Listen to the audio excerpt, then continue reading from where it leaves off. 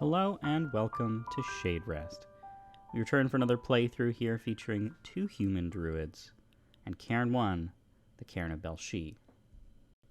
Now, if you are new to Shaderest, this is a cooperative resource management, almost like a survival game, where players work together to defeat a deck of bad things, the Cairn deck, in the hopes of restoring and laying to rest the spirits and shades of the land. Our two players have assumed the mantle of Druids, the Druid of Wrath and the Druid of Dusk, and are now in the next step of forming a circle, which is the stages of setup that you perform before going out to face a cairn. Games of Shaderest are divided into two large phases, forming and maintaining your circle, and, of course, laying shades to rest in cairns. Now, while the fun part of the game are facing those shades in cairn, that second phase, this first phase is just as important and relies on a lot of out-of-game decisions. Here I've chosen to include that in the recording to show you just how involved and just how meaningful that process can be. Our two players are choosing their season of life. So again, they've donned their mantle, they've chosen what druid they're going to play for the potential 5 cairns that they'll face. But now they need to choose where to start in their respective life cycle. Here we've already seen the Vernal Wrath play in a previous playthrough. That would be the Wild Heart Wrath card. And so the Wrath player is showing us that they've already tried this, they've already seen this, and they're not interested in trying this again immediately. They would rather play a different season to start with. Now, no matter what season they choose, at the end of each cairn, druids will age into the next season. So even if they didn't want to start with their Spring Wrath, eventually they will have to be Spring Wrath. In our playthrough, though, that would be in a later step if we even get to that. Right now, they've looked over their options and they're proposing that they would really enjoy playing Night Stalker, the Autumnal or Fall Wrath. Forming a circle is not an isolated process. It's not something that just one individual does independent of each other. Every member of the circle is in a conversation together. While the Wrath player would like to play Autumnal, they have to announce this and kind of come to terms and agree with everyone, because if they choose Autumn, no other druid can be their Autumn season, at least not at the exact same time. So again, while druids will age and change as they play the game, during one cairn, each season is represented independently. So if Wrath chooses Autumn, Dusk here can't be Autumn. And both players right now are looking over their options to see if, well, in fact, does Dusk want to be Autumn right now more than Wrath wants to be Autumn? And if so, they'll have to come to some kind of an agreement of who will take first choice. Now, we haven't seen Dusk player board before. This is their spell board. These are spells that they can cast and often define how they interact in the game. If you have or haven't played Shaderest before, every player has 3 core actions that they resolve every round. They can engage, which is to move shades from any location to their location. That's universal across druids. They can restore balance. That's where they can throw dice against certain shades. Melee druids can target shades in their location, which synergizes nicely with that engage action. Ranged druids can target shades anywhere on the board, but they get fewer dice, and so they tend to restore fewer amounts of balance. And then finally, there's cast a spell, and casting a spell is what really sets druids apart from each other. Here we've glanced at Wrath spellboard and Dusk spellboard, and they don't have any commonalities. They're completely unique to each other. And likewise, their seasons of life will often reference or tweak or somehow change those outcomes, those spells, those actions, those abilities, whatever is available to make that druid kind of their own person. Where Dusk is nimble and enigmatic, potentially a little driven by chance, Wrath is straightforward and purposeful and determined. As players continue to review their options, they're talking about what will work together not just as its own piece, so like this Autumnal Night Stalker Wrath will work great with the Wrath spellboard, but what might work well with the rest of the circle. So whatever Dusk is going to combine, will that play nicely with what Wrath wants to do? Here the Night Stalker Season of Life card would give Wrath more dice when they're restoring balance, which is one of the core actions they perform every turn, based on conditions of the board state. Depends on if they're targeting a shade that's wounded, that has already had some amount of balance restored to it. They give them more dice if they're targeting a shade that is alone, so the only shade that's present with Wrath at their location. Gives them more dice if they target shades that were sealed previously by Cairn seals. Knowing all of that information, Wrath proposes, okay, so here's my strategy. I'm going to be throwing a lot of dice. That's my plan this coming game round. Now, Dusk is going to respond. What do they think will work at least well enough with that it won't get in that way? First thing they have to do is exclude their autumn option. If Wrath is going to be autumn, Dusk can't be autumn. So that leaves them with spring, summer, and winter. Now, where the Wrath player had the familiarity with Wrath as they'd played them before, the Dusk player is new to Dusk, and they're going to have to look over their options a little more carefully. They start with the top card, their spring season, and the first thing they notice is that there's a lot of rules on this card, and those rules reference something that they're already doubly not familiar with, a spell on their spell board, Eve. So they look over the rules for Eve, and they notice that this is an ability that they're not as comfortable with. It's either not as simple or not as direct as they were hoping. So right away they exclude this season option. They think, I don't really understand the power of this season. I'll learn it over time, just not right now. Now, part of forming a circle is playful in this regard. If you're new to everything about a druid, you don't need to master every part of that druid right away, just the part that you're assuming in the game you're playing. This Dusk player is immediately more attracted to the idea of their summer season, because it seems simpler, much simpler. Whenever they cast a certain spell, they get another action back. They like the synergy that represents. And they also like the idea of using their action more reliably, their restore balance action to be specific. They know the power and the reliability that action can represent. Doing their due diligence, they're going to look at their winter season. They're going to see what it could mean and what it could do. And once again, it's a season that references a spell on their spell board, as well as having an interaction that they don't think they're going to fully appreciate, not in one of their first games of Shaderest. They review their spell board and they look at Shroud, the spell that's referenced on that season of life. And it is another spell that's either a little more complicated or a little more involved. While they understand it better than that spring season, they're still going to exclude it as an option, and they're going to propose that if Wrath is going to play autumn, they're going to play summer. Now, seasons of life don't have inherent game rules.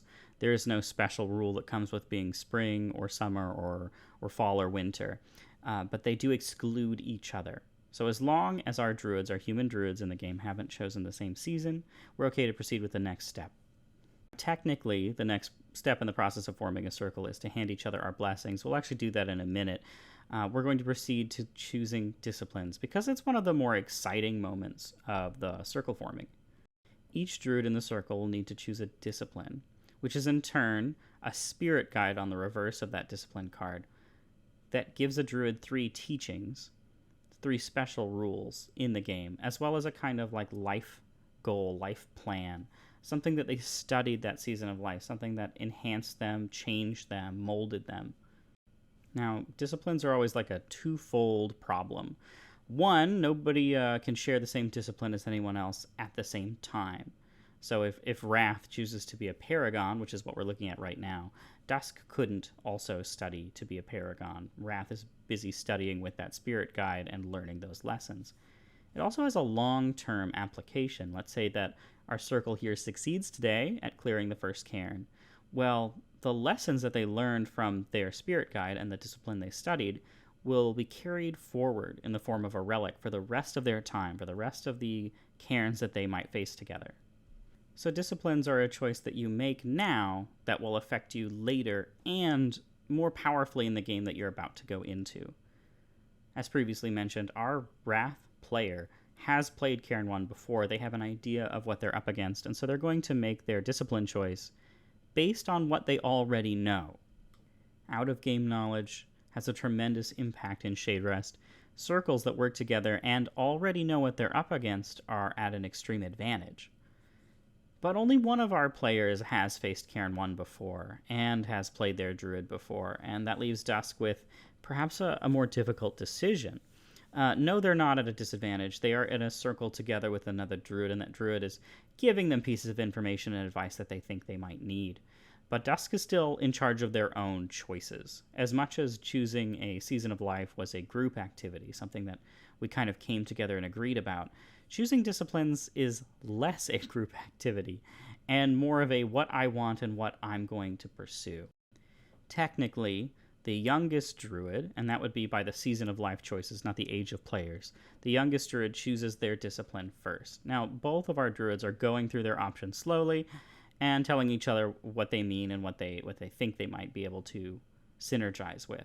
So as we went through Paragon and Avatar, we've made our way onto Ancient, which is a first here. We haven't seen Ancient, and we should at least mention it. It's the most random of these starting disciplines. Its first teaching gives a druid a random relic from the pool of relics associated with being an ancient druid. And that relic could give almost any bonus, any benefit. And the difficulty is you don't know what it will give you when you take that discipline. So by taking Ancient, you're already suggesting that you're perhaps better off and on a stronger footing, and you don't need your discipline to shore up your weaknesses. You're okay with a random benefit. Now, the nuances of that kind of long-term strategy are immediately lost on our pair of druids here. They're mostly concerned with clearing the first cairn and doing whatever they need to in order to accomplish that first goal. To that end, our two druids are most attracted to three options. Kindred, which we've seen before, but Kindred is a kind of catch-all discipline. It's going to give you Cairn Seals. Cairn Seals help you control the flow and pace of the game. It's going to give you more health and spirit, which are your core resources that you need to play the game. And it also gives you the ability to heal both yourself and your friends. And those are very appealing options. Again, Dusk technically chooses first, and they're very drawn to a little bit of everything that Kindred offers. However, they're newer, and they're not going to completely settle on that choice yet, because there's also Paragon on the table, and they want to pick between these two disciplines. Paragon is a defensive discipline. It gives you basically twice your starting health, gives you 5 more health, and you start the game with 5 on Folktale difficulty. It gives you physical armor throughout the course of the game, and it gives you a bunch of dice whenever you face the Keeper. Now, we've already seen the Keeper, at least we have if you've seen our previous playthrough, and we know how important laying that particular shade to rest is. Briefly, they wanted to consider Ancient, and of course, because they choose first, they could ask for Avatar, but Wrath has made it pretty clear that they would like to go for Avatar if it's unchosen. Avatar gives a lot of dice and the ability to maximize your action rotation. So, being friendly and not really understanding what Avatar can provide, Dusk is going to choose Kindred, and with that, our druids have chosen their Season of Life, which is their own named card, their Discipline, which is the card that will go on the left of their player board, gives them 3 additional teachings, 3 rules to play the game, and now they're handing out their blessings. When a circle of druids is comprised of more than one human druid, they receive the blessings of each other human druid. So in this case, it's a 2-human druid game, 2-player game. Dusk is going to receive the blessing of Wrath, because Wrath is the only other human druid present, and Wrath is going to receive the blessing of Dusk, which is the only other human druid present. Now, these blessings are kind of like passive rules that are always on as long as you're playing the game. The blessing of Dusk, which is the rule that Wrath will benefit from, says that every time they roll an 8 or higher on their die, that die will also deal 4 more additional balance when they're restoring balance. Now, as we know that Wrath has built a druid that's going to roll a lot of dice, this has a lot of immediate synergy. We can see that the Wrath player has thought ahead at least a little bit in combining all the 3 rules of the game that they've chosen. The Blessing of Dusk wasn't really in their control, but they knew they were going to receive it because they knew the other player had chosen Dusk to play. Now, Dusk has received the Blessing of Wrath, which is a blessing that will give them physical power, which is guaranteed value whenever they roll their dice. Now that our druids are set up, we're going to increase playback speed here, and we're going to set up our cairn. We draw our remaining timeline card. There was a hunger in that gloom. As you know, timeline cards vastly change the overall experience of a cairn, and this timeline card is no exception. It's going to increase the capability of the shade known as Feasters. Feasters are going to do more damage when they are alone and attacking a druid, and Feasters cannot be sealed with Cairn Seals. Additionally, you get a bunch of Feasters back at a certain point in the game called the Final Hour. Now, every game of Shaderest officially starts with a shade phase, so we're going to draw 4 shades, always 4, no matter how many human druids we have. And sure enough, we've drawn Feasters. Feasters have been enhanced by this timeline. Feasters are the hair-type shade of this cairn, meaning that when they're drawn, they act. And because they've been enhanced by the timeline, they deal 2 physical damage when they attack, rather than just their normal 1. Both of our human druids will suffer that damage. There's really nothing they can do about it because they can't stop feasters with their Cairn seals. That's another rule from the timeline card. That takes us to the druid phase, with all of the shades having acted. The feasters are the only hair-type shades. They're the only ones that get to do anything on their first turn. Our druids have our 3 core actions: engage, restore balance, and cast. And our wandering druids, which we will cover briefly, this is wisdom here and this is fervor, they kind of have a programmed turn. We use an action token to represent when they have gone, when they've taken their turn. But their programmed turn is to perform a primary action, and then the druids get to choose which of their secondary actions they'll resolve. They also have a spell action. At some point in the game we'll see that. That's like a big special move. Now, whether you're a wandering druid or a human druid, you want to use your actions to clear the board of shades. Laying to rest every shade is how we win, how we defeat this first cairn. So everybody's invested in that. Here we're populating dice for all of the rules that Wrath has chosen. Wrath has 4 base dice because they are a melee druid. They got 2 additional dice because they chose Avatar as their spirit guide and discipline. And their Season of Life can give them anywhere between 0 and 3 bonus die, depending on the situation of whatever they're targeting with their Restore Balance. So they've set those die on their Season of Life card to kind of remind them that they can get those. Likewise, Dusk needs their 4 die because they're a melee druid, and they're going to start with a Restore Balance action. They get to roll their die, sum it up, and restore that many balance to the targeted shade. And it's important to note that in Shaderest you have to target a shade before you roll your dice. You don't get to know what you're rolling before you choose a shade. And sometimes that's going to have impact in this game. In this particular instance, Dusk targeted the only shade in front of them. Because they're a melee druid, they can only target shades in front of them. So there wasn't an option there. Here, they've summed their dice, they've restored their balance, and they've left that shade with an amount of balance on them, which is going to need to be dealt with.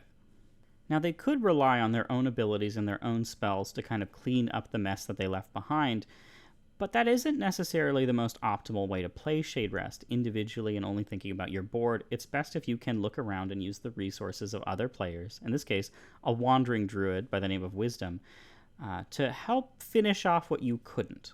And that way, that leaves the rest of your abilities for maybe more maximum usage somewhere else. Wisdom's primary ability is to restore 10 balance to a shade of a certain name. So they named the Feaster that Dusk had previously targeted, and they restored 10 balance to it, and that just takes it off the board. Now, Feasters have been named in our timeline. There's a bunch of rules that are affecting Feasters. When we lay a Feaster to rest, we're going to set them kind of to the side, out of the normal discard pile, because we're going to need to be able to access them easily later in the game. So here we're going to have 2 discards, rather than normally we would just have 1. That kind of takes us back to Dusk, who is in a situation where they have 2 actions remaining, their cast action and their engage. If they use their engage, they'll pull a shade to them and kind of be vulnerable to that shade's damage type. But if they use their cast on backflip, they can resolve that spell first by paying all costs, in this case a cost of 3 time. And because of their Season of Life, they're going to re-enable, they're going to refresh their Restore Balance action and prime it so that they can use it to target shades that aren't in their location.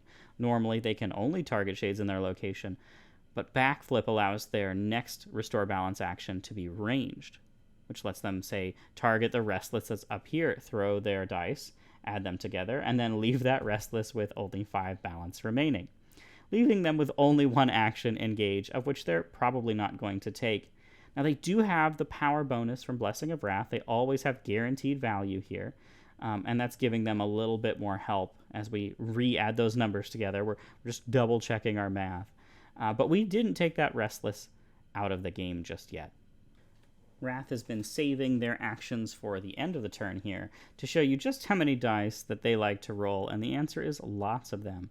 Now, you may have noticed a theme with the decisions that Wrath made earlier in the forming a circle step, and that is everything related to Restore Balance, everything related to dice. They do have a second teaching on their avatar card that says if they cast a spell and then Restore Balance, and that Restore Balance lays a shade to rest, they get their cast back. However, Wrath, as both a druid and, in this case, the player, they're not going to make good use of that rule, especially on this first turn. They didn't cast a spell first, which they could have, before restoring balance. And that restore balance was almost a guaranteed success. They threw so many dice, how are they going to miss the number 15? So it doesn't look like they chose Avatar with that capability in mind. With all of our Druids and Wandering Druids complete, we go to the Shade phase, where Shades have to choose priority Druids first. Human Druids are always a priority over Wandering Druids, and now any Shades that are drawn will prioritize Wandering Druids, because they don't have any Druids in front of them. Of course, we only drew Restless and Wailers. Those two Shades don't have hair-type icons. They're not going to act, therefore we don't have to worry about that. Dusk will choose to spend one of their many Cairn seals, many because they received 3 additional ones from Kindred, and they're just going to delay that Wailer. They think that limiting the number of Shades that are coming out, allowing their team to focus on just 3 new cards rather than 4, is going to give them a leg up early. What they noticed was that Feasters hit hard, and our team is only a few Feasters away from being knocked out of the game. Sealing a Wailer now does 2 things. One, it's fewer cards for this phase to deal with for our Druids. It also guarantees that next round only 3 unknown cards are going to be pulled, because one of them has to be the Wailer we sealed this round.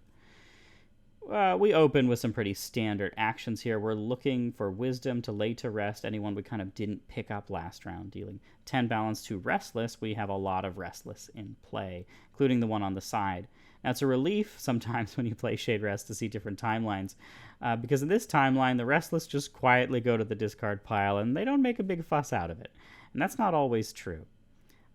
Wisdom has a secondary action that's a choice. We can choose to hand out armor to our friends, or we can choose to peer ahead into the future and draw 2 cards and choose one of them to seal for free.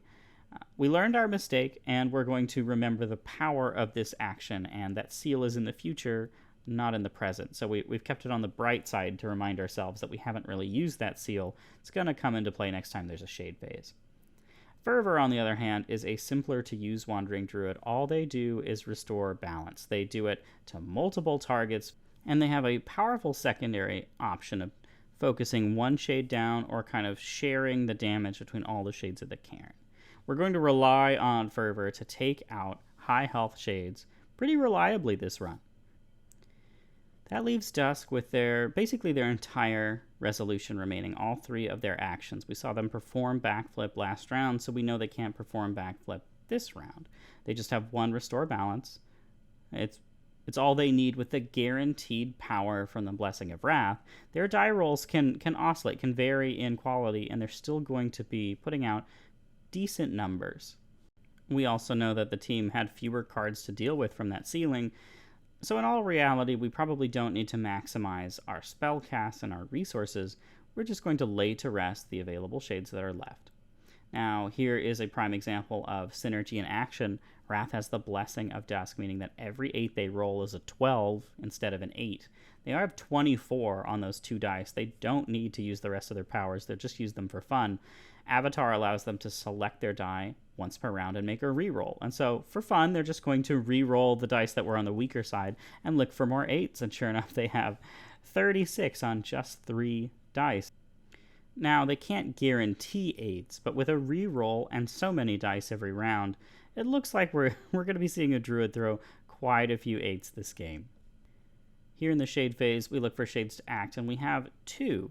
One that was previously sealed that must be drawn, one that's future sealed, so it gets sealed right now when it would be drawn, and then 2 more Shades. And unfortunately for us, even though we tried to tame the number of Shades coming out, we drew 2 more Feasters. And there were no Shades on the board, meaning that our priority Druids, the human Druids, they both got attacked. Feasters, when they're alone, deal bonus damage. And so here we have quite a few at once. Earlier, we made a much bigger deal about remembering Wisdom's Rule, but we used Wisdom's Rule to try to seal a Feaster, and the timeline card says you can't seal Feasters. So we undid our mistake, we freed that Feaster from the Cairn seal. It attacked a Wandering Druid, so no health lost. Still, more Feasters on the board. Alright, so it's clear this game is going to be concerned with the threat that Feasters pose. Already, Dusk has 2 of their 6 health remaining, and not a lot of options to stop themselves from being removed from the game if another Feaster appears and targets them. Every time they're alone and a Feaster rises and they're a priority Druid because they're human, they're going to be focused down by these 2 damage attacks. Now, where they lack the outright durability that maybe Paragon as a discipline would provide, they chose Kindred, and we're seeing the power of Kindred early, and that's speeding up spells. So Dusk has a cheap spell called Backflip that only costs 3 time. Kindred can take additional time off of that spell, and whenever they cast Backflip, they're essentially using their Restore Balance action twice. So here they engaged more shades than they should ever be able to handle, but they had a plan in place. They could restore balance to one of them and then backflip away, moving those shades to the cairn, and get another restore balance that they're going to hold for later in the round. Wisdom and Fervor can work together to pick up odds and ends. They can weaken the many feasters that are in play, and they can once again use their peer into the future. Here we have peered just a little too far. We've seen that the solstice is around the corner, and that the timing of these shades here is going to matter. They're both restless, so we can seal either of them. Our solstice card isn't sitting where we want it to, so we'll just kind of have to remember. It'll appear in the next set anyway, but it's technically on top. Now, no matter how we lay out Fervor's focus damage here, we're pretty sure that she can handle that Wailer by herself after she does the 5 splash. So we could leave that Feaster with 5. We're looking over at Wrath to make sure that Wrath's going to be fine, but Wrath throws a lot of dice. Additionally, Dusk still has their refreshed Restore Balance that's ranged. It can go anywhere. So really, we're agonizing over nothing. We have so many options to use here that we can guarantee removal, and we don't have to, as we said, maximize Fervor's balance placement. We don't have to use that 25 to focus on Whalers, perhaps the same way that we had to in another game. Here, Wrath is just being a little cheeky. They're pulling a Whaler, even though they don't need to set up Dusk in case Dusk somehow misses their future roll. Now, the timing of action resolutions does matter in Shaderest. Yes, we have 2 human druids here, and they're working together to kind of plan out their best turn, but every now and then in a game, a player will take an action that isn't necessarily the most optimum action they could take. The rest of the human druids might take issue with that action or the timing of that action, but what's important to know about the circle is there's no leader. There's no druid in charge. There's no oldest or youngest goes first rule here, and that means that even though Wrath chose to engage a shade that they didn't necessarily need to, there wasn't anything Dusk could do to stop them. They could ask them not to, but they couldn't stop them from doing that. Now, it didn't matter in this case because we knew we had the resources to take those shades out, but that's something to keep in mind. Communication is constant in Shaderest, not a guarantee, and there's also no panic buttons you can press to resolve issues without talking through them. Of course, we drew exactly what we were afraid would happen. We drew a Feaster when we knew that we couldn't block them. We can't seal them with Cairn Seals, and we can't delay them, and we don't have any armor. So what's our option here? And that's the magic of Solstice Resolution. If this wasn't a Solstice, one player, one of the human druids, would be out, because both have 2 health, and we know that Feasters do 2 damage. However, you can choose to resolve a Solstice at any point during the Shade phase in which it's drawn, meaning that Wrath is choosing to heal at the exact same moment that they're taking the damage from the Feaster. In any other circumstance, our human druids would basically have lost this game already, with one being knocked out so early, and there's no revive, there's no bringing a druid back. But this Solstice guaranteed that even if we drew a Feaster in that turn, which we sure enough did, we could have drawn 2 Feasters for that matter, neither of our human druids would be out of the game. They would have the opportunity to heal from that Solstice at the same time or before being damaged. You only lose if your health hits 0, and in that particular instance, our health did not hit 0, so Wrath is okay. We go to the Druid phase, where we don't have too many shades on the board, even though those shades are still lethal in the case of that Feaster. We need to make sure we remove Feasters. We can pretty much rely on our Wandering Druids to take out 2 Restless almost by themselves, or weaken them so sufficiently that that is not an issue. When we use Wisdom's secondary action to scry 2, to reveal 2 and seal 1, we remembered that we can't choose the Feaster, so we had to seal the Whaler, and that's okay.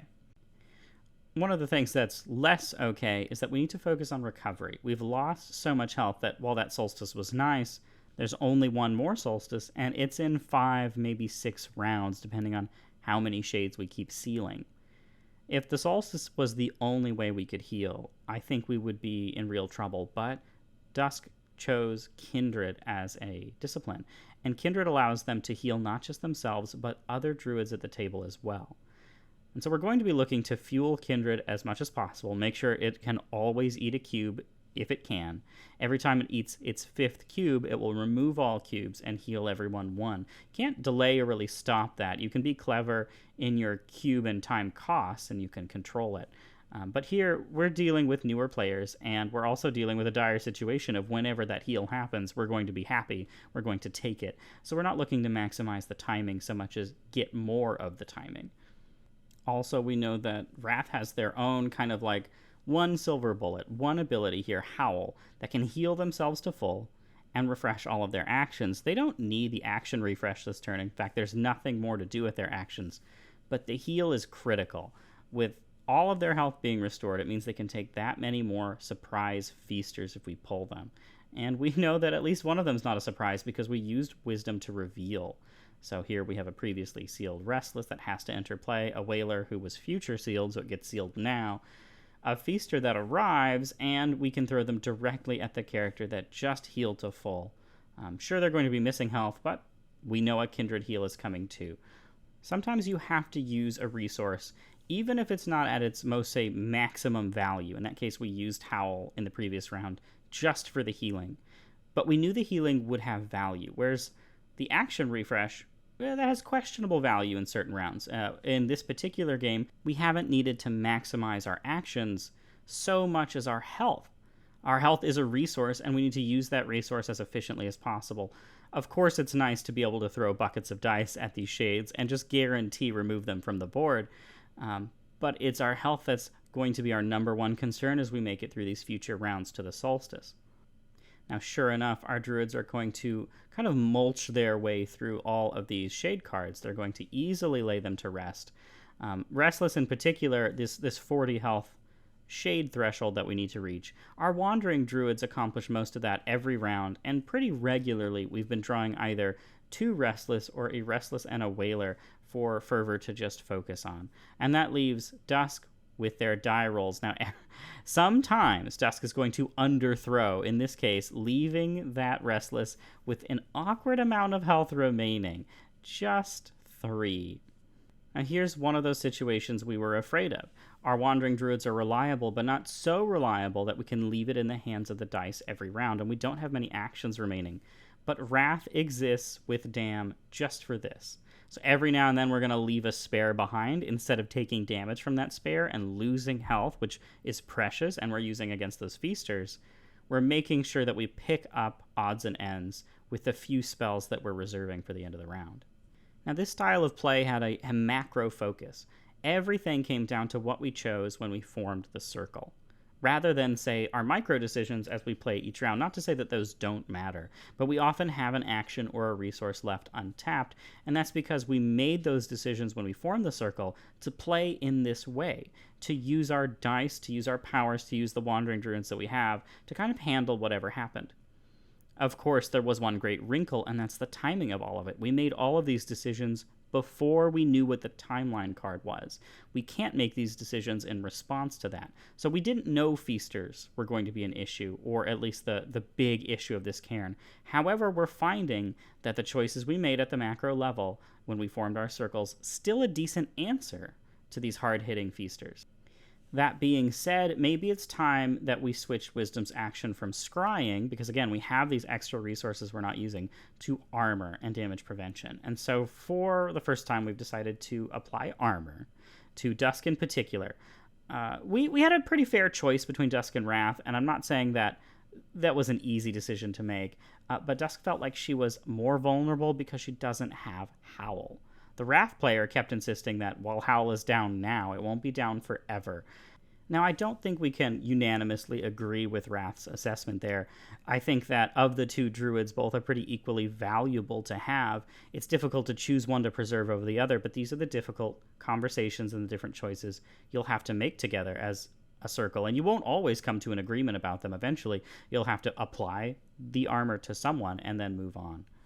Here, Wrath is doing exactly what they should be doing, focusing the highest health shade they can and using their Season of Life bonuses as efficiently as possible. Again, they want to engage wounded shades, so shades that already have balance restored to them. Doesn't have to be a lot, just any amount. They want to engage and make lone shades happen, so they want to have only one shade in front of them. And if possible, they also want to choose shades that have a Cairn seal marker on them. This gets them as many dice as they can possibly have. Now, as we enter the shade phase, this is about the same time I like to reflect on how the group is doing as a whole.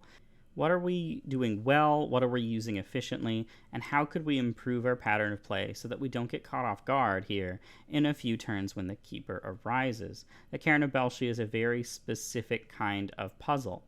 The Keeper is everything. When the Keeper rises from the deck, they're going to bring with them 4 additional shades, which is kind of like a double wave.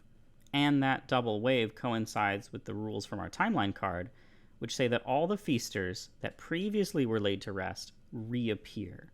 Now, the game term uses final hour as an indicator, and that's whenever the Keeper of the Cairn that you're facing rises. 2 things are going to happen. Yeah, that second wave, that bonus wave of shades is going to happen. The feasters are going to be returned to the deck, and they're going to be very much a part of that second wave. But Dusk is also going to receive another small blessing, and the Blessing of Wrath says when it's the final hour, you get 1 more physical power.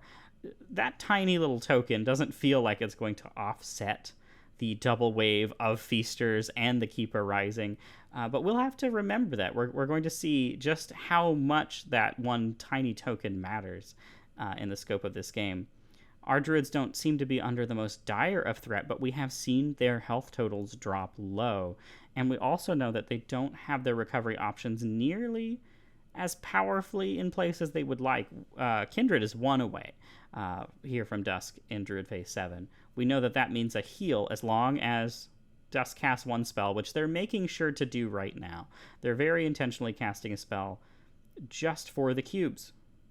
And they need these cubes so that Kindred can eat the cubes and heal their team. They don't need to cast the spell for what the spell does. That being said, it was Eve. It was their most powerful spell that costs a spirit and deals a large balance number to any shade on the board. Of course, they used it on the shade in front of them, and that just laid that shade to rest, so there is no issue about, say, engaging or disengaging.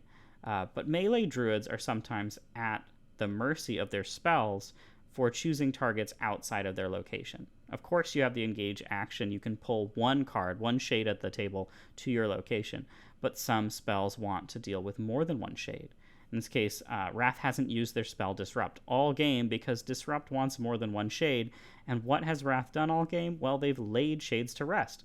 They don't have a pile of shades in front of them. It's been very difficult for them to maximize that potential use. So we come to the end of the round here, and Dusk is faced with having 2 action and engage in a restore balance, but looking at a shade that they know they couldn't or they shouldn't be able to fully restore. So they're just going to pass. They're going to leave their actions alone. This particular shade in question is a Restless. It's a turtle animal icon shade. That means it moves or attacks.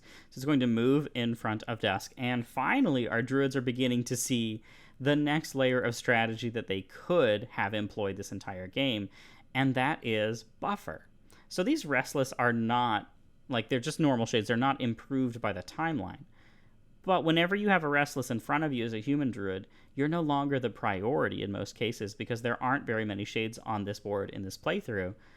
Our Wandering Druids could be soaking these Feaster attacks. If Wrath had purposefully kept a Restless either at the Cairn or in front of them, they would have received only 1 damage rather than this Feaster who would do 2. And so all the lethality, all the efficiency that our Druids chose to build into their characters, yes, it's kept a very lean board state with not a lot of cards on it, but it's also opened themselves up to the exact situation we've seen, which is every time a Feaster rises, it is attacking a human Druid, and they're alone with that human Druid, which is their maximum lethality. It's entirely possible that if our Druids had been less efficient with some of their actions, they would actually be more efficient with their resources as a whole. They would have more health and maybe a few more problems on the board, but problems that they could, at their own leisure, deal with. Remove, lay to rest, move, stun. They have so many different spells that they're not necessarily implementing here, that there are layers of strategy and considerations that are always available to a circle, whether or not they see them right away. So here we were 7 or 8 turns into the game, and our druids were beginning to see maybe they had an answer to this timeline that was in front of them the whole time, and that was just keep more shades alive. They just weren't willing to consider that because the one player who had played before knew that that's how they had previously been thwarted. They knew that keeping too many shades on the board, well, that's antithetical to their goal. Why would they ever do that? Now, on the screen, we had a timing issue. Our Kindred player didn't do their upkeep in time, didn't put that on the screen. So technically that heal happened before Wrath did their action, but it's okay. There wasn't any real game effect that really ran up against. And so the rest of our Wandering Druids are just taking their turns, laying to rest the shades. The moves they've become quite familiar with, and both players are kind of controlling these Wandering Druids. But at no point is this really an issue. Is this a resource that they fought over? It seemed pretty clear almost every round what Wisdom should name and what Fervor should target with their fireballs. Now, armor, recovery, and shade management are definitely the talks of the table. We finally have Cast Disrupt that previously we said we're just having a hard time using, and Wrath is trying to see that if they can get a shade on the board that's stunned, they can control that shade, they can control the placement of those shades. Ideally, someone like Dusk would have engaged that shade right then and not be vulnerable to what's happening right now, which is drawing 4 more shades, but everybody gets lucky. And there are no more feasters, there's no more complication to that timing. So even though Wrath set Dusk up and tried to have them, say, have that buffering element, a stunned shade in front of them, that shade would skip their next activation, would not hurt them. Dusk just didn't follow through with that action. And again, there was no consequence for that. A feaster didn't appear. Here we need to play Banker and move our red cubes, which each measure 5 time, and trade them out for the white cubes, which each measure 1. Then perform our normal upkeep setup, which is 1 time unit coming off of each spell, unless a Restless is in front of us, because Restless have a special rule that changed that. But that's not the case here. What we have is complete knowledge of what's going to happen. We have a Solstice card on the top of the deck, and this is the Cairn of Bael'Sidhe. When the second Solstice arrives, we know the Keeper is directly behind them. We know the second wave of shades is coming, and with There Was a Hunger in That Gloom being our timeline, we know that all the feasters we laid to rest previously are coming back. And yes, they're still lethal, so if you're alone with them, they do double damage. And yes, you can't stop them with Cairn Seals. So previously, we like to rely on a strategy where we save our Cairn Seals for this wave, this double wave that's coming. In order to avoid being wiped out, and we have a couple problems, like our health is our number one concern on our human druids, but our wandering druids can be removed from the game, not by losing health, but by being engaged with 3 or more shades at any given moment. In order for them to stay in the game, we need to remove every single shade that's in front of us right now. And so everyone's focus, rather than on defense, which is what you think you need to prepare for the double wave, we have to remove every shade. Otherwise, we're going to lose our wandering druids. There's just not enough locations for those shades to balance out. So we're laying the Restless and the Wailers to rest, and those are also the shades with the larger balance pools. So we need to stick our dice landings here, and Dusk doesn't have a lot of options. She gets lucky on this roll, and her 8s do not equal 12. That's her own blessing. But her 8s are still 8s, and that's still a pretty high number, and her guaranteed power from the Blessing of Wrath is still guaranteed value every time she rolls her dice. She does have backflip. She could save it for next round, but we need to remove every shade we can possibly remove. So she throws her second Restore Balance action. She has that guaranteed power for both of them. It's whenever you throw your dice. And she's able to lower this shade down to 0 and lay them to rest in what feels like the nick of time. Our Wandering Druids are exhausted. Wrath only has 1 spell. Now, it was Damn, but that shade at the top of the board wasn't under. We needed the Restore Balance action to get there. Okay. We've arrived at the big turn, Shade Phase 9. This is 1 later than normal because we've used so many seals and so many wisdom secondary actions. We've actually stalled the game 1 turn longer than it normally would have. And we need to draw our 4 normal shades. The Solstice card and the Tyrant are not normal shades, so we still need 4. As soon as the Tyrant appears and rises, this is the final hour, our timeline triggers the second line of our timeline card, and we had to put all of the feasters that we previously laid to rest on top of the deck. We gave them a light shuffle just in case. These feasters only have seasonal differences. We haven't talked about that, and there's no rule in play that cares about that. So these feasters are, for all intents and purposes, identical. They prioritize the human druids. They're alone with the human druids, at least the first wave is. And so the first feaster did 2 damage, but the second feaster will only deal 1. Which is convenient because Wrath is looking terribly weak right now with only 1 health. Of course, there is a Solstice card on the board, meaning that we could resolve that. We could do the same trick we saw before, where we didn't hit 0 because the Solstice simultaneously healed us. But we're so close to 0 that perhaps that doesn't matter. If we lose Wrath here, there's no hope for us. We need Wrath's activations and their powers to get us through the rest of the Cairn. And we know that Howl is still unavailable. We used it earlier in the game, but still too recently to this turn to have it back. We're using our Solstice to not only heal and restore spirit, but also to pull 5 time cubes off of our board. We're using that Solstice kind of back-to-back with the Druid phase, and in the Druid phase, what is the first thing you do? It's remove time from your spells. So in many ways, we can kind of rig our time removal to get as much value as possible. But there's some things we just can't get away from, and that's how many shades are on the board and the 200 health of the Keeper. Now, of course, these feasters, which we've spent a lot of time talking about, now they're dangerous.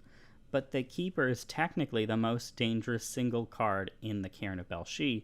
It has 100 health times the number of human druids. There are 2 human players, 2 human druids, so that's 200 health. It's a bear-type shade, which means if it starts in front of you, it will attack you twice.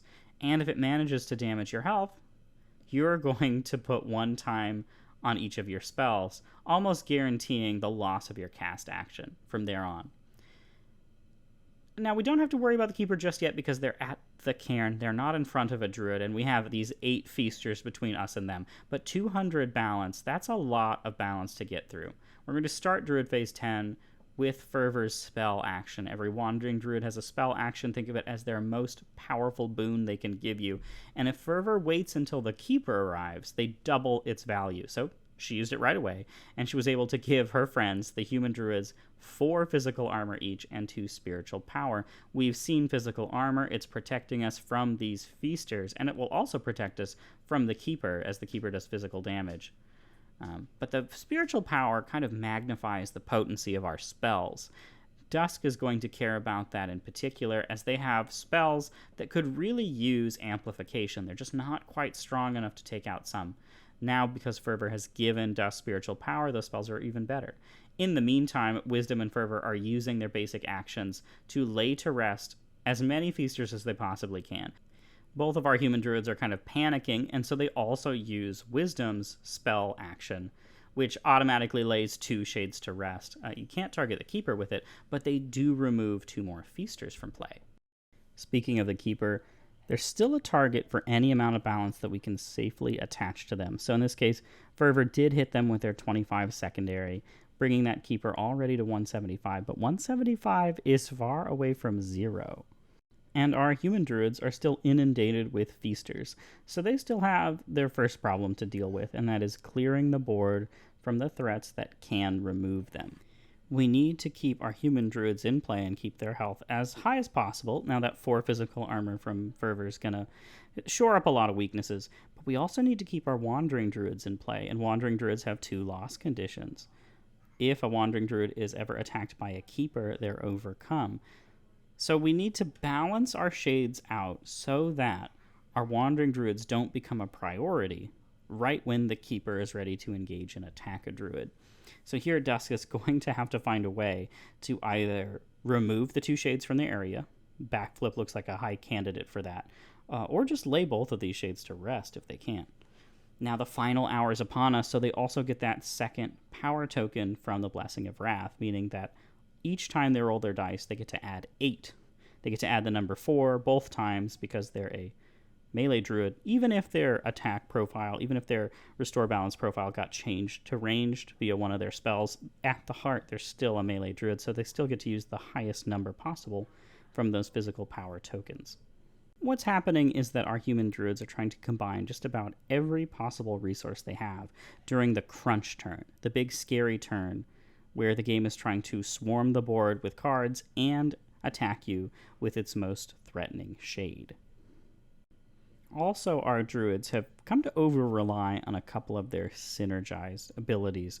So Dusk has kept their eyes pretty much firmly glued to backflip and using Kindred to supercharge the timing of backflip, when they did have other options, knowing that the giant second wave was going to happen when the Keeper arose, and knowing when the Solstice card was in play.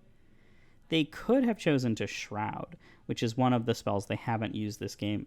They could have shrouded, named physical damage, and made themselves invulnerable to all physical damage for one round. Of course, knowing that Feasters were coming, and Feasters were going to deal at least 3 physical damage. That isn't what happened. They didn't need to use that resource in that way. But this is kind of what happens when players play Shaderest. They begin to tunnel in on certain strategies and abilities. Those strategies are working in this cairn, so that isn't necessarily a detriment. But it's something that these players should be aware of in the future. Now, during the Shade phase, all existing Shades must act, and then the Keeper can act. Now, the Keeper is a bear-type Shade, and Wrath chose to engage them to protect the Wandering Druids. That means, of course, that the Keeper will attack twice and remove 2 of Wrath's physical armor, already having all of the defenses that they could have in play. That's frightening, but I think it was the right call, because protecting their Wandering Druids, even at the risk of more health loss, means that those Wandering Druids are going to be more beneficial, at least in the longer term, longer view of this cairn. Now here in Druid Phase 11, the Great Wave of Feasters is more or less gone. Using all of our powers, all of the Wandering Druid spell powers, the big casts available to us, we're left with the Keeper, the Tyrant, who has 175 balance on them.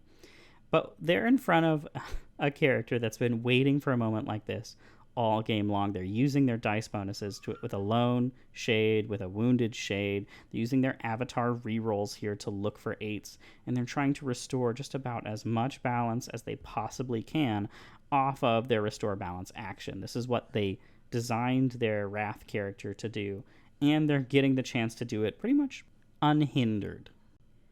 Now, 69 balance from dice is a number we've never seen before in our playthroughs, and it's also some of the power possible when you combine all of your focuses, all of your bonuses, in just one direction. Now, it isn't enough to lay the Keeper to rest in one fell swoop, but it is nice, and we're going to use whatever other powers we have to kind of control our board state. We don't have very many other threats. Again, these Feasters are not in a prime position. With Wisdom being able to just name Feasters and snap their fingers, they can spread that balance out and leave some pretty weak targets for the rest of the team. In addition, that oft-used secondary action where they can reveal 2 and seal 1 will keep strangling the flow of Shades, so that even if we weren't able to be as efficient with the Keeper as possible, pretty soon we'll only be left with them and kind of stragglers that are making it in. And so if we survived that initial wave and our Druids are not at their limits, they're not over inundated with Shades like the Wandering Druids aren't near their loss conditions, and our human Druids aren't bordering defeat by losing their health, we've kind of made it through. It's too early to celebrate outright. We haven't won the game just yet, but there is light at the end of the tunnel. Speaking of light, I can't believe we made it 11 rounds without talking about Curse. This is Dusk's signature spell. This is the spell you usually see Dusk rely on most games, and that is to take a die and to roll it for every Shade card on the board, and every time you roll 5 or higher, the moon will answer your prayer. The moon will deal 14 balance to every Shade that you can roll 5 or higher on. Its base is 10, but we have that 2 spiritual power, and we talked about how improving Dusk spells can both magnify their potency and guarantee that they land. In a spell like Curse, it costs spirit and it has a wide target. It can hit any Shade on the board, but it's unreliable. The bonus, however, is if Curse can land and lay a Shade to rest on top of that, you get the spirit back, meaning that Fervor isn't just increasing the balance that your spells restore. Sometimes she's indirectly increasing the effectiveness and maybe even number of casts that you could get. Now here in Shade Phase 11, we've thrown Wrath to the wolves, so to speak, joke intended, as we've left them alone with the Keeper, who's the only card on the board that is, at least in front of us, that's a guaranteed threat. Now we could always draw more Feasters, but here the Keeper is going to take our remaining 2 armor. So our health is once more on the chopping block. We are approaching a potential fail state with Wrath getting kicked out, but we've also overcome the great threat that this Cairn possesses, the double wave and the Keeper Rising. Because we couldn't use our Cairn seals during the Keeper's double wave, we still have a ton of Cairn seals for now. We can effectively throttle the wave completely, deal with the few remaining cards on the board, and then try to coast out the remaining cards in the deck, hoping that Feasters don't arrive at critical moments. We're also approaching Howl coming back with only 2 cubes on it. It means that 2 rounds from now, we could Howl and get all of Wrath's health back. Speaking of coasting it out, here's Wrath with the action they're going to be best known for this game, Restore Balance, with just about as many dice as they possibly can, looking for one final hurrah to send this Keeper to rest. With a significant die pool, 1 reroll available for as many dice as we elect, and cubes on Shatter, we're looking at a pretty respectable turn for Restoring Balance, bringing the Keeper at first down to 16, but we haven't used our reroll yet. So while this action is resolving, technically no game state has changed. We're just going to add back the health that we thought we deducted and then do our reroll and take our new value for those 3 dice. It was just better, a tiny bit better, exactly what we needed to cast Damn. Remember, Damn's threshold is normally 10 balance, but with 2 spiritual power, we're looking at any shade, including Keepers, that have 14 or fewer, and that's exactly what Wrath was able to do. Bring the Keeper to 14, and then use their cast action to lay the Keeper to rest. Feels really good when our numbers hit the exact thresholds we're looking for. With the Keeper officially off the table, and those 2 Restless sealed from this wave, we have almost no threat coming our way. Using Wisdom to peer ahead, not really for the sealing, but for trying to find out how many more Feasters we have to deal with. We can't remember how many we laid to rest. We're pretty sure we laid 9 or 10 to rest, meaning there's like at least 2 more in there. Cairn composition, more specifically the exact number of shades and type of shades in a Cairn, is not a secret, but it's also something that's difficult to plan around when either you're still learning the game or a new uncomfortable element has been introduced. Here, our players are both learning the game and trying to combine synergies that maybe keep them from keeping track of some of the key elements, like, for example, how many Feasters they have already seen in the deck. You can always review the discard at any time, but that isn't a strategy that I recommend newer players focus on. It just slows the game down, when in reality there's very little you can do against Feasters in this particular setup because you can't seal them. So here we're just bracing ourselves for what if more than one arrives. In this case, Wrath is vulnerable with 3 health, but not on the edge of removal. And we know here that these 2 Restless have to appear. The 3rd will be future sealed. We're only drawing 1 card, and if that 1 card was a Feaster, we would direct it towards Dusk, who still has physical armor, and thanks to Kindred's heal going off right now, will heal not only themselves, but also Wrath, meaning that Wrath is 1 step closer to being safe from a surprise Feaster or even 2 rounds of Feasters. Knowing what we know about our various win and loss conditions, again, the human Druids being kicked out of the game, being overcome is what the game calls it, by losing too much health, or our wandering Druids just being engaged with too many shades, we're going to increase our playback speed, and we're going to walk through the remainder of our turns at kind of a lightning pace. We've already seen our established modes of play. That's Wisdom naming Restless, that's Fervor throwing fireballs and splash damage and removing high-value threats with the 25 burst from her secondary action. We also have spells in play like Eve from Dusk. Now, Eve hasn't made quite the impact that it normally does. We've been relying more on our Restore Balance actions from Dusk. But Eve right now deals 42 balance to any shade on the board, and that's just going to guarantee lay to rest any card the deck could throw at us. The highest remaining balance would be a full health Restless. Those have 40. And that means that from now on, we're just going to be using the bare minimum of our actions. In this case, Wrath didn't even take a single action. They didn't take a turn, if you will, during that Druid phase because there wasn't a target for them to use any of their actions on. This is a product of perhaps being over the difficulty curve, through the woods, so to speak, And now that we're at the other side and all of our assets remain in play, all of our wandering druids are available to us. All of our human druids still have spirit, they still have health, they still have their spells available.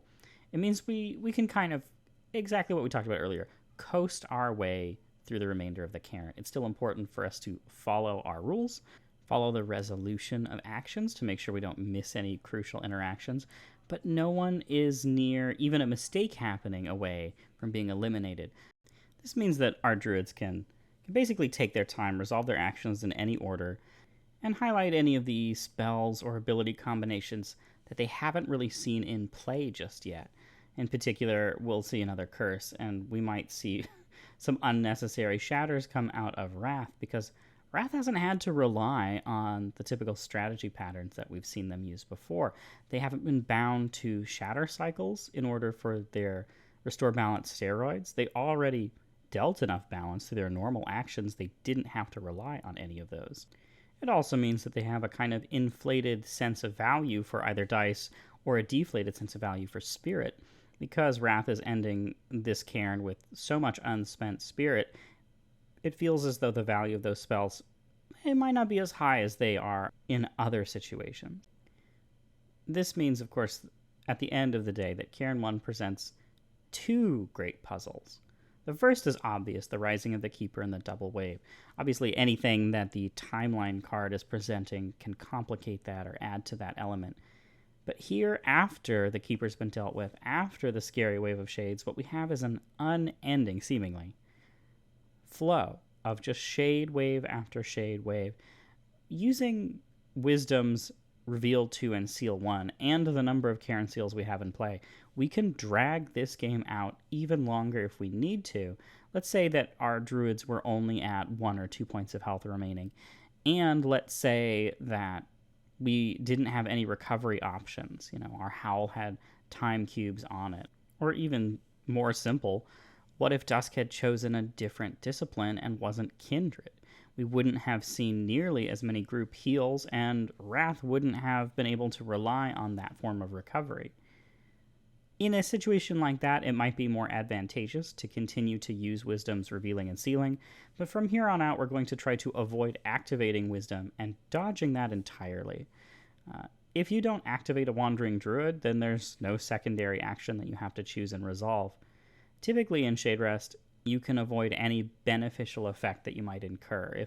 If a druid would give themselves health or restore their own spirit, you can deny that. Earlier we saw solstices come up, and solstices give you health, spirit, and time cubes off, and you can say no to any or all parts of that restoration. But some resolutions are forced, and so if we do activate Wisdom, we do have to make a choice between their two available secondary options. And wherever possible, we need to choose one that's legally possible to resolve. So in the case of giving armor to characters that already have too much armor, we could do that. Or we could make the entire thing easier by just dealing with every shade that comes up and not asking Wisdom to participate. Now, Wisdom's a Wandering Druid. They're not going to be hurt by that request. They are, in fact, a robot in disguise. But this highlights kind of the strengths that different Wandering Druids prove and provide at different points. Wisdom is so valuable leading up to the crises that a Cairn can present, and then immeasurably less valuable when the difficult times have already passed. It represents perhaps 10 or maybe 20 balance per turn, and then maybe sealing for free more shades if you need it, or providing that last piece of armor. Whereas a Wandering Druid like Fervor doesn't have the flexibility that Wisdom provides at a utility level, but she always represents guaranteed balance. Now we've seen Dusk both in a human druid form and as a Wandering Druid, and so we can begin to ask interesting questions, especially as a Dusk curse goes off here, and we rolled for that. Whether or not druids are more effective in human form or Wandering Druid form, or whether they're more effective as a player or a robot, I like to think, and so do many of the players who played Shaderest, that they both have something to offer, but whenever possible, human druids are just more engaging and more fun to play with. We have the option here of assigning a feaster to either of our priority druids, and so we're going to obviously choose Dusk, who has both armor and full health, whereas Wrath is in a more precarious situation. If the game had more pressure to apply, we might find that Wrath could be removed, but that's not going to happen here. The game in the form of the Cairn is running out of steam, and we outlasted the difficult part. This could very well be our last feaster that we see. Likewise, we're going to speed up through the end of the game here, even faster than before. As you've seen every action that we've taken before, there's not going to be any surprises. So that leaves us with pondering what we've seen, what we enjoyed synergizing, what we thought we did well, and also what we thought we could improve on. So a real change from other playthroughs is that this timeline and this arrangement of circle choices, that would be Season of Life, that'd be discipline choices, even blessings, as in what druids were brought, what druids were wandering druids instead of human druids. All of that led us to using our health more efficiently. Of course, part of that was forced. These were not decisions that players agreed on or set out to with a goal in mind. But health was much more a focus of this game than other games. And kind of the downside is Spirit really played a back seat. Neither of our druids felt limited or hampered by Spirit, and their spells that cost Spirit were just not a focus. So that's Shatter from Wrath.